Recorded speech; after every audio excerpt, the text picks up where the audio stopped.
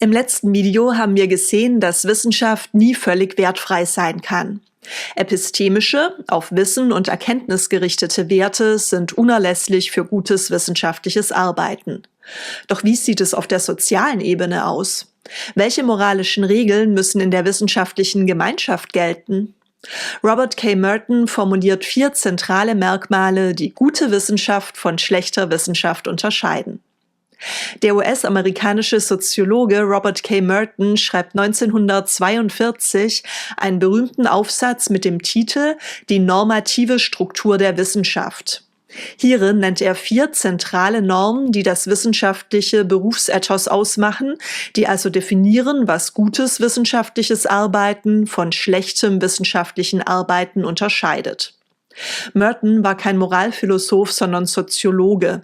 Er wollte nicht vorschreiben, wie Wissenschaft sein sollte, sondern beschreiben, welche Normen in der wissenschaftlichen Gemeinschaft tatsächlich herrschen und warum sie die Verlässlichkeit wissenschaftlichen Wissens sichern.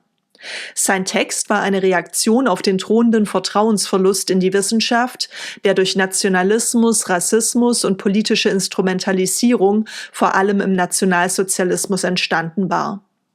Wissenschaft und Demokratie sind für Merton untrennbar verbunden. Nur in einer Demokratie kann sich Wissenschaft frei von äußeren Dogmen entfalten. In totalitären Staaten wird Wissenschaft hingegen unterdrückt oder in den Dienst einer Staatsideologie gestellt. Dort gelten heilige Wahrheiten, die nicht bezweifelt werden dürfen. Merton wollte zeigen, was die Wissenschaft im Kern von anderen gesellschaftlichen Bereichen unterscheidet und wie sie ihre Verlässlichkeit sichert.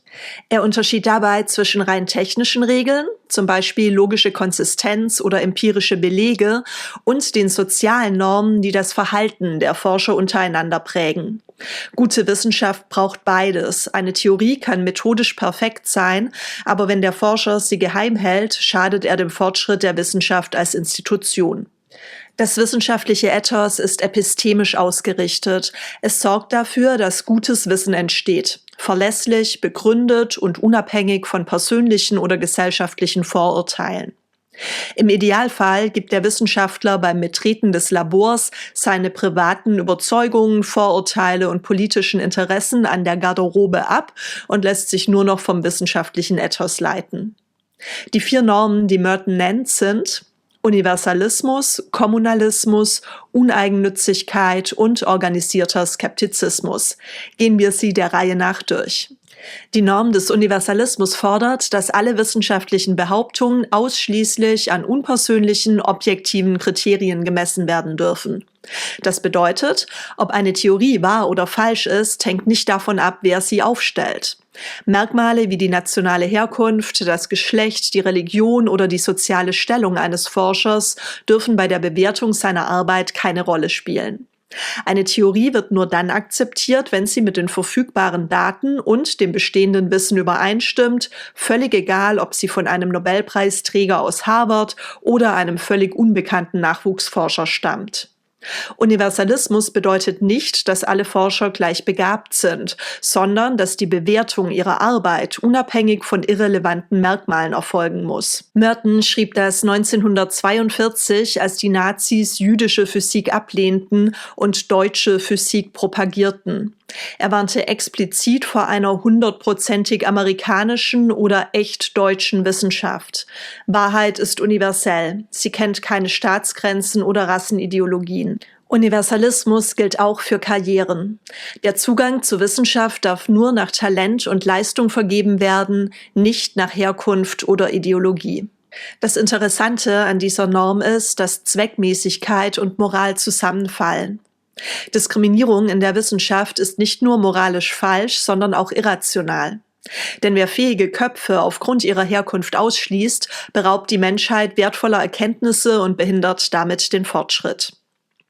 Kommunalismus besagt, dass wissenschaftliche Erkenntnisse das Produkt gesellschaftlicher Zusammenarbeit sind und der gesamten Gemeinschaft gehören. Substanzielle Erkenntnisse der Wissenschaft sind ein gemeinsames Erbe, auf das der individuelle Produzent nur sehr begrenzte Ansprüche erheben kann. Denn jede Entdeckung baut auf früheren Entdeckungen auf. Der berühmte englische Wissenschaftler Isaac Newton drückte diese Erkenntnis und damit verbundene intellektuelle Bescheidenheit 1675 mit dem berühmten Zitat aus: „Wenn ich weiter gesehen habe, so deshalb, weil ich auf den Schultern von Riesen stand." Daraus folgt eine Veröffentlichungspflicht. Wer Wissen generiert, darf es nicht für sich behalten. Geheimhaltung ist verboten. Das Ziel ist maximale Transparenz.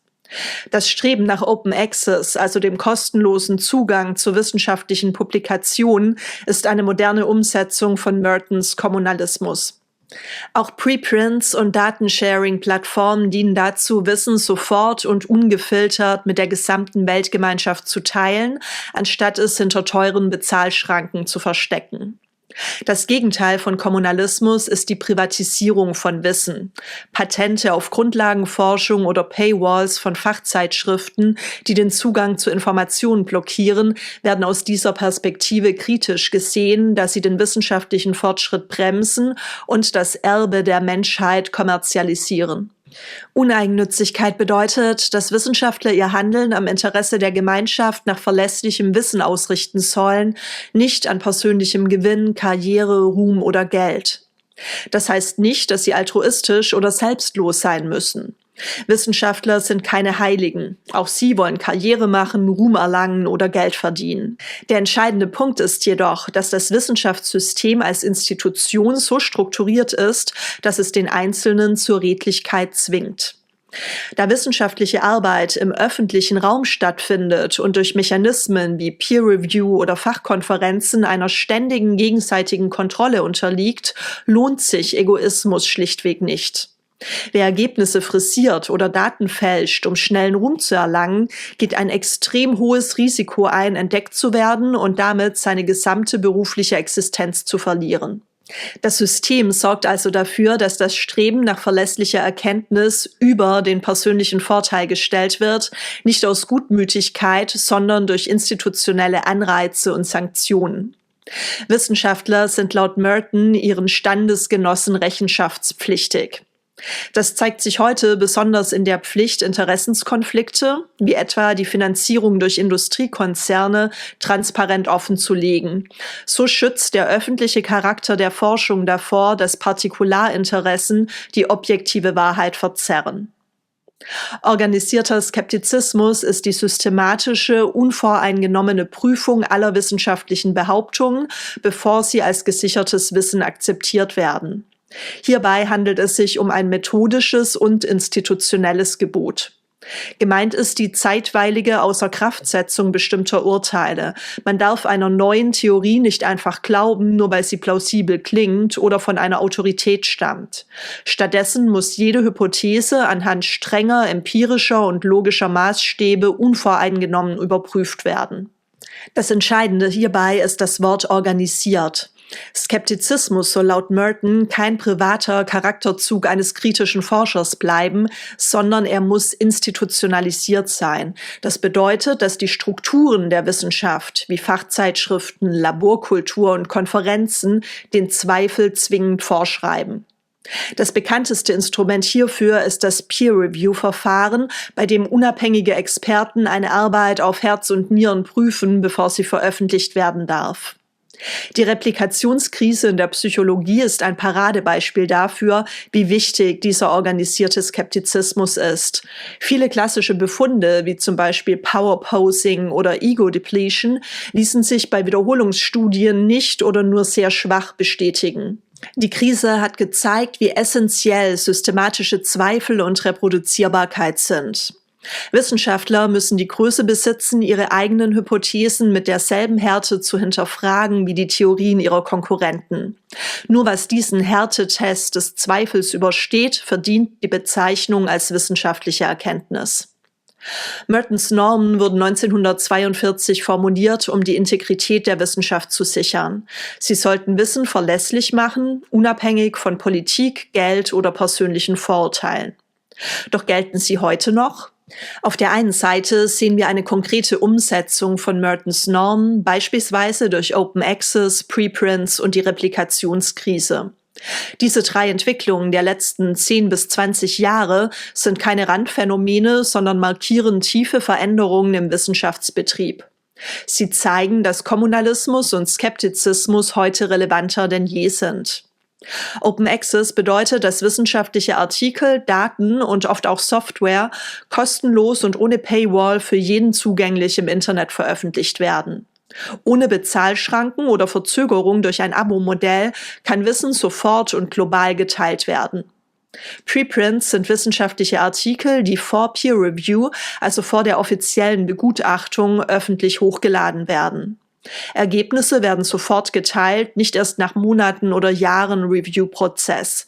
Das beschleunigt den Wissensaustausch enorm. Preprints laden die gesamte Community sofort zur Kritik ein. Oft schon Stunden nach Upload kommen Kommentare, Tweets, Blogposts, Korrekturen. Das ist eine moderne Form von Mertons systematischer, unvoreingenommener Prüfung. Die Replikationskrise, besonders in der Psychologie, aber auch in Teilen der Medizin- und Sozialwissenschaften, hat gezeigt, dass viele klassische Befunde Wiederholungsstudien nicht standhalten. Effekte verschwinden, werden kleiner oder kehren sich um. Das berühmte Open Science Collaboration Project replizierte nur ca. 36% von 100 Studien signifikant. Die Krise hat gezeigt, dass ohne organisierten Skeptizismus falsch positive Ergebnisse entstehen, die dann als Fakt in Lehrbüchern landen. Gleichzeitig geraten Mertons Normen durch strukturelle Veränderungen des Wissenschaftsbetriebs unter Druck.